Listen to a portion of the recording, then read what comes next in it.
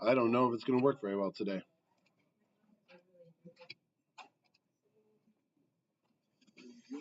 And while we get started, we'll take attendance right afterwards. Thank you.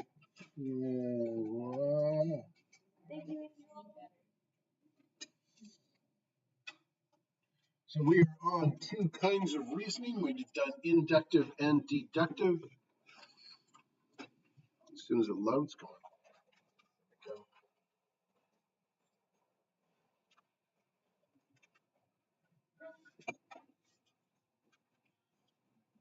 They found that field. No one knew where that iconic picture for the Windows landscape, where it was actually located.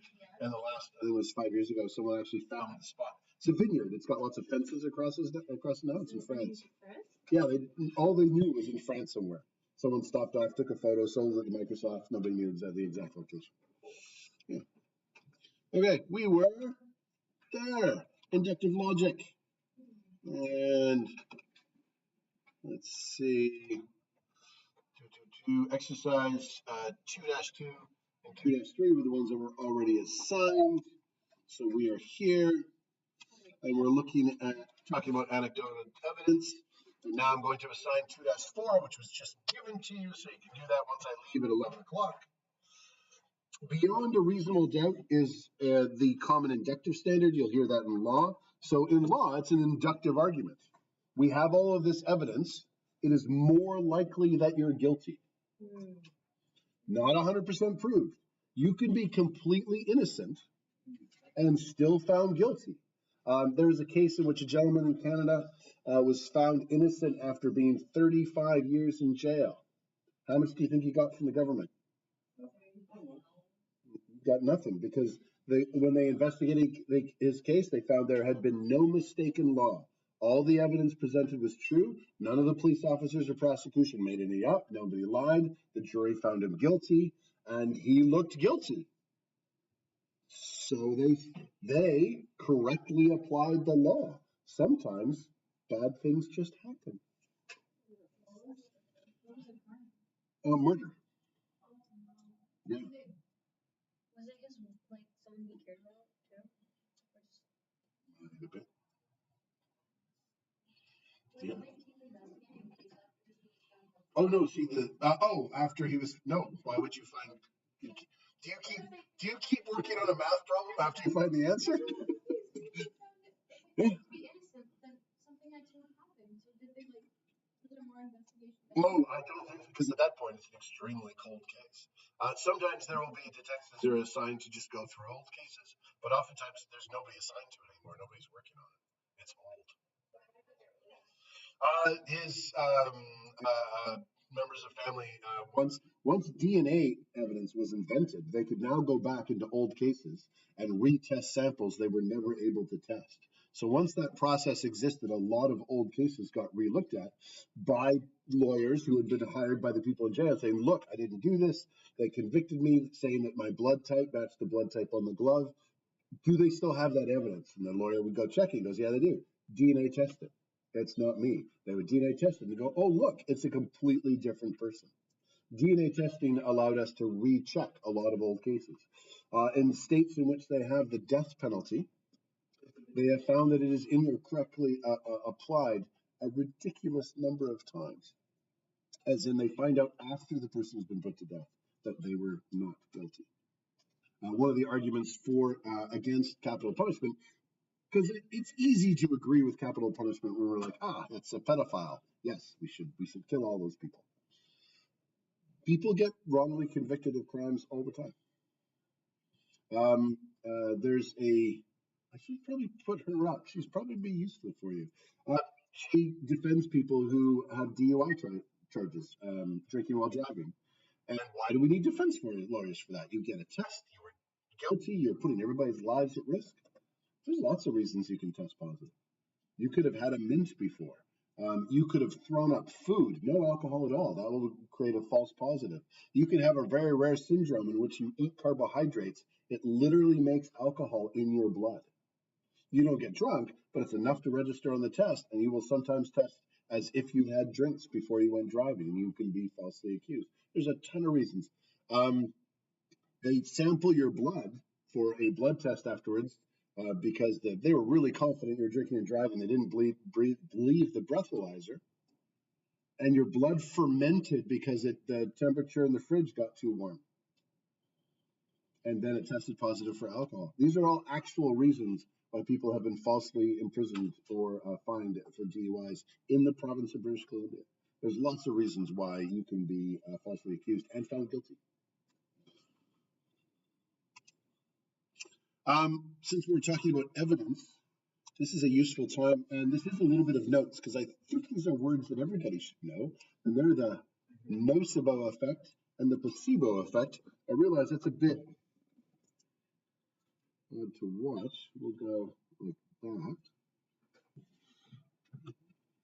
And given everything,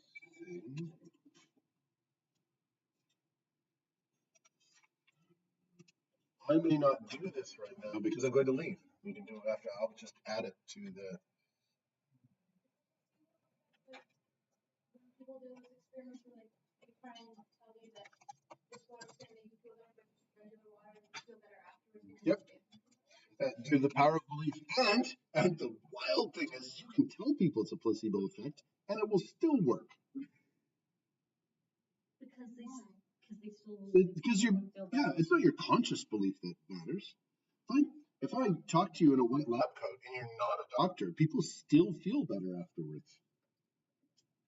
If I give you a pill and I call it, this is a placebo pill, it's to cure your headache, there's a substantial number of people who will find it still cures their headache. If I give you an orange pill, you will feel more alert than if I give you a green pill, because color matters and how you perceive color.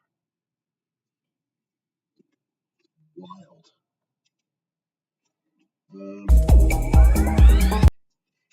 I am also going to, I'm not going to show it today, I'll get it for next day. I have found the most, he talks about logic and he does the placebo effect, and he is like the most British person. Dry, not funny at all. More than Daniel, yes. Daniel may have actually a sense of humor somewhere in there. Yeah. But it's so perfect, it's actually quite funny. I'm posting this, it's just going to say, watch this. They're a 4-minute clip and a 2-minute clip, and you can watch them after I leave. Get out your headphones and have a little. One of them is just funny about homeopathic medicine. Does anybody here not know what homeopathic medicine is? Explain. Go, Eustace. Oh, you don't know? Homeopathic medicine, at one point in time, if you went to the hospital, your rate of death went up.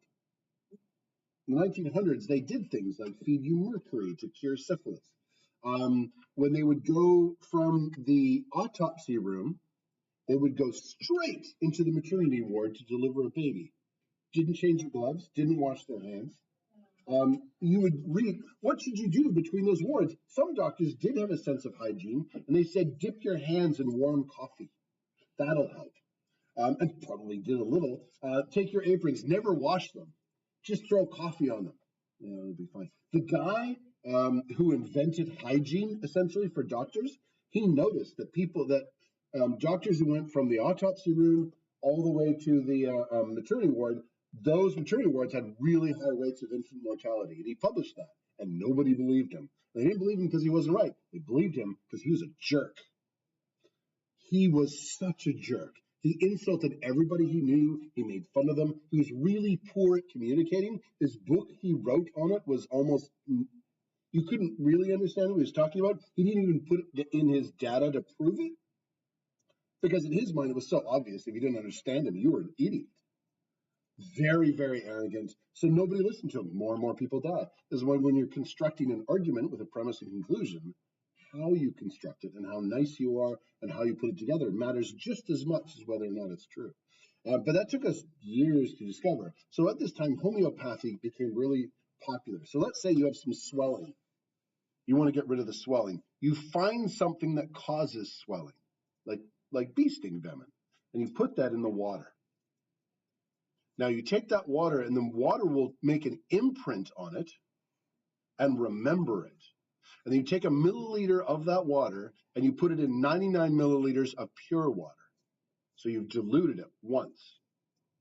And then you take 1 milliliter of that and put it in 99 mils of pure water. Now you've diluted that twice. And you keep doing that 100 times. And then at the very last time, you take your homeopathic pill, take a drop of that water, and you put it on the pill. And you sell that. Or you just feed people the water, either way. We do it as a chemistry 11 calculation. How much of the original molecule remains by the final dilution? The answer is always none. None remains. There's nothing there. It's a very expensive way to generate pure water. So homeopathic medicine is literally distilled water. However, at the time, it was really successful because if you took homeopathic medicine and you didn't go to the hospital, your chances of survival went up. Their ideas about the memory of water turned out to be completely wrong, which you'll also learn in Chemistry 11 when we do hydrogen bonding and how water actually does things. But it's still popular because for a long time it was better than regular medicine. And if you personally think homeopathic medicine works, great. Placebo effects works, that's fine. I'm not going to say anything. I went to a chiropractor for years before I learned, so all good. The placebo effect, then, and you'll see a little film on it, and Ben Goldacre will talk out of it, feels better. The nocebo effect, I find lots of people have heard the placebo effect before. They're not as many have heard about the nocebo effect, but I've seen it mentioned a few more times. This is when you think it should be bad for you. So you've heard from multiple people that MSG gives you headaches. You go out for a meal, you eat some Chinese food, you find out they have MSG in it, you get a really bad headache. You never seem to get that after a nice, meat and tomato sauce spaghetti meal, whereas tomatoes naturally contain higher amounts of MSG. That's because you didn't have the belief and you didn't have the knowledge at that point. We can't study the nocebo effect nearly as well because it's considered wrong to deliberately cause harm, ethically. But when they could, and people had fewer ethics, they did things like take a regular leaf, tell someone it's poison ivy, and rub it on their arm, and some people would actually get blisters. Really? Yeah. So full physiological effects due to your belief. So that speaks really highly to the power of the mind. So people who say, you should pay attention to the power of your mind to heal, that's literally true. But it also happens when you take real medicine. So if you have a nice doctor who talks to you in a nice way, who listens to your problems, that's doing maybe as much good as the actual medicine they give you. So it's good to have both. It's not like you have one or the other. But that's why when you get NyQuil, what color is it? Blue or green, because it makes you go to sleep. It's for the night. Whereas DayQuil is yellow or orange. It wakes you up. And there's real medicine in it. I used to have a video, and then I didn't because it dealt with someone trying to commit suicide. They were trying to commit suicide by overdosing on homeopathic sleeping medication. Because they weren't actually, but they were like, haha, if it really has an effect, then eventually I should be able to overdose. So they bought a lot of bottles, and they just started eating it, and they would test themselves throughout the day. And there's no active ingredient. They did eventually report they felt tired, though. It was 11:30 at night by the time that happened, and they probably had a lot of lactose by then because lactose is a very common ingredient as a filler molecule in pills. So those two terms, just to define when we're talking about them, that comes up hugely. I see that a lot as a chemistry teacher. There's chemphobia. I don't know if you've heard the phrase, if you can't pronounce it, you shouldn't eat it. If you knew the proper names for an apple and all the chemicals in it, you wouldn't be able to eat it either. Yet they're just regular chemicals. Chemicals can have complex names. It doesn't affect how they are. But if you have a strong belief about that, then you're going to have a bad effect when you eat different food. And your conscious belief won't really fit into that. Okay. Oh, and I haven't done attendance. Let's do this. Most real-life arguments of unstated premises or conclusion. Please put in the unstated premise. Oh, 11:20. What am I doing? It is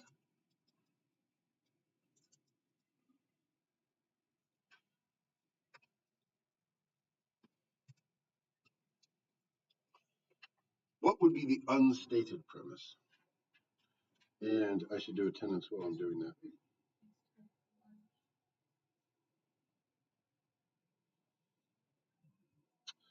Abby, Angel, B, Ella, Isabella, Eustace, Laurel, Matson, Michelle, Orion, Un, Ruby, Ryan, Sloan, Stella. Stella's the one who's away. Teague. Excellent. That way your substitute doesn't have to.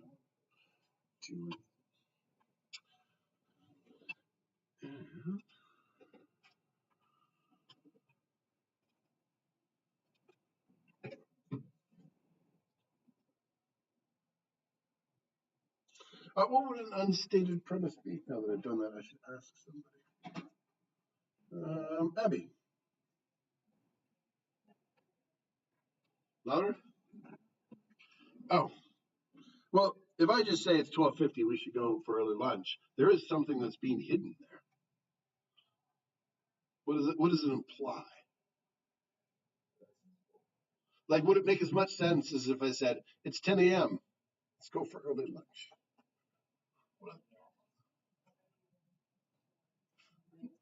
Might as well.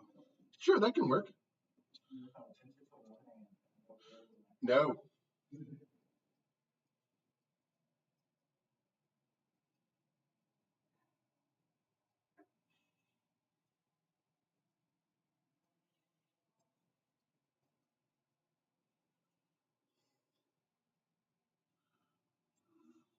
So there's a premise in there saying that, 12:50 is an acceptable time to go to early lunch.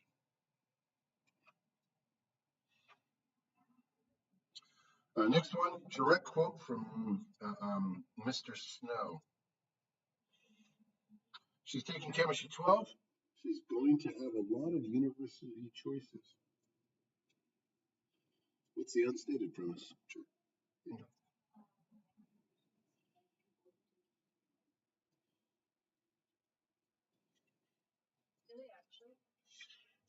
It is weird. When I applied for the biology, my background is I was after high school, I went into honors physics, then biology, then biochemistry, and then chemistry. I ended up with a double major in chemistry and biochemistry, but I also have some biology and physics background. And so I switched my major a lot. The requirements to get into biology did not require biology 12. They required chemistry 12. The requirements to get into physics required physics and chemistry. And often the reason for that is in physics, if you are really good at math and know formulas, it's pretty easy. In biology, there are more new words in biology 11 and 12 than there are in French 11 and 12 when you're learning a brand new language. There's just a lot to know because you have to be able to label everything. This is a hippopotamus. This is a zebra. This is a protein. This is a carbohydrate. These are the small intestines. These are the large. There's just a ton to know. So if you can memorize, biology 12 is pretty easy.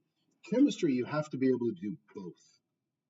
And so it's often used as a course to see, are you capable of doing both things? And it's known as essential science because there's a lot of chemistry in biology because it essentially is all biochemistry. There's a lot of chemistry in physics because physics is essentially just easy chemistry. The things barely react when you fire the bullet out of the gun. And you just calculate its velocity. It's super, super easy. So, what was the unstated premise you said? Yeah. So it is actually true. True. And then you can fill in the premise and the conclusion there. So that takes us up to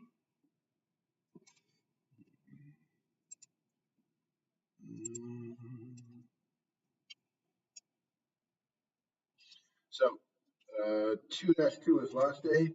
Right away, identify inductive or deductive. There's two of those.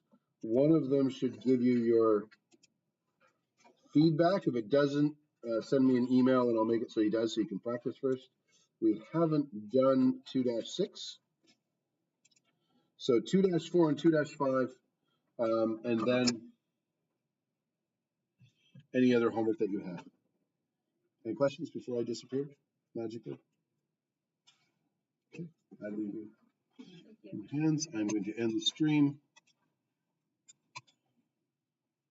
so that you're not being recorded while I'm gone.